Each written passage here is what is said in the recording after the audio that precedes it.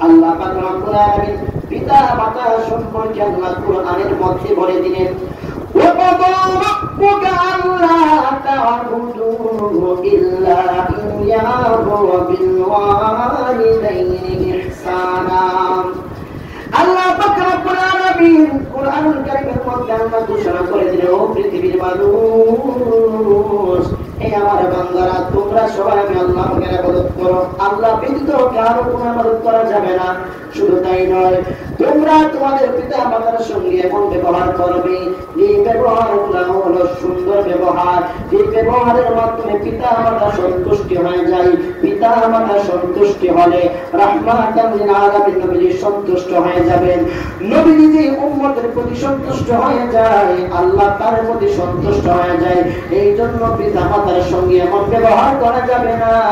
ব্যবহারের মাধ্যমে সন্তানগুলো ব্যবহারের মাধ্যমে প্রত্যেকটা পিতা মাতা খুব শক্ত ব্যবহার করে এমন ব্যবহার করতে হবে প্রত্যেকটা পিতা মাতা তার সন্তানের জন্য দোয়া করে জবান খুলে বলি আল্লাহু আকবার এই জন্য পিতা মাতাকে সম্মান করেন আজকের সমাজের মধ্যে অভাব নাই অনেকগুলো সন্তান পুরি রাখার মানে সম্পদের অভাব নাই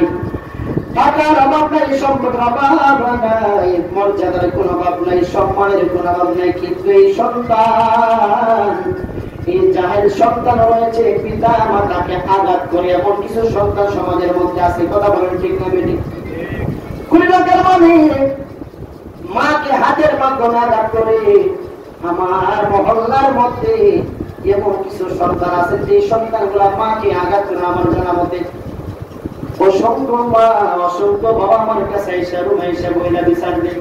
হুজুর আমার সন্তানকে একটু বুঝান সন্তান যেন আমাকে আঘাত না করে আমাকে খাবার দেখ কিংবা না দেখ কিন্তু সন্তান যেন আমাকে বকাঝকা না করে যেমন কিছু জাহেল সন্তান আমাদের সমাজের মধ্যে বসবাস করে কথা বলেন ঠিক না বেরি এই জন্য সমাজের মানুষ আপনারা হয়তো ওই সন্তানদেরকে টাকার জন্য আপনারা সম্মান দিতেছেন অর্থের জন্য সম্মান দিতেছেন কিন্তু জেনে রাখবেন এই সন্তানের আখিরাত অনেক অন্ধকার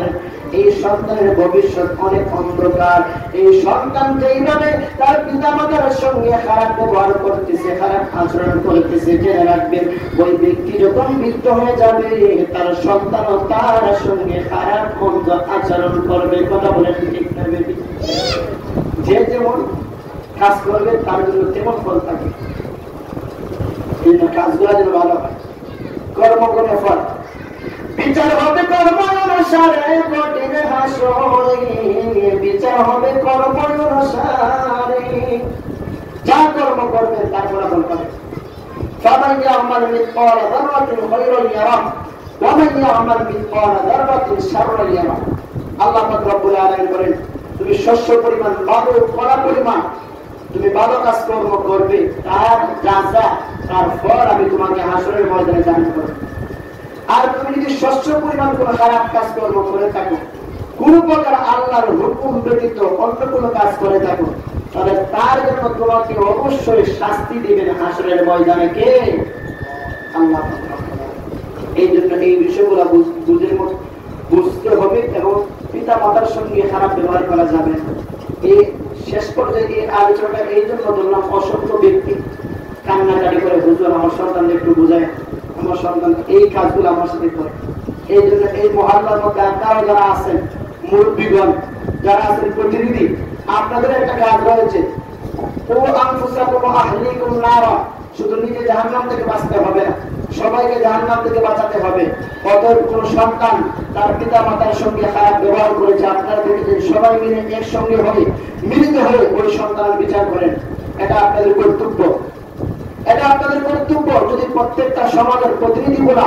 এইরকম ভাবে একত্রিত হয়ে ওই ব্যক্তিগুলা যে সন্তানগুলা পিতা মাতাকে আঘাত করে তাদের বিচার করে আমার মনে হয় একটা কিংবা দুইটা বিচার করলে সমাজের প্রত্যেকটা সন্তান ঠিক হয়ে যাবে কথা বলেন ঠিক না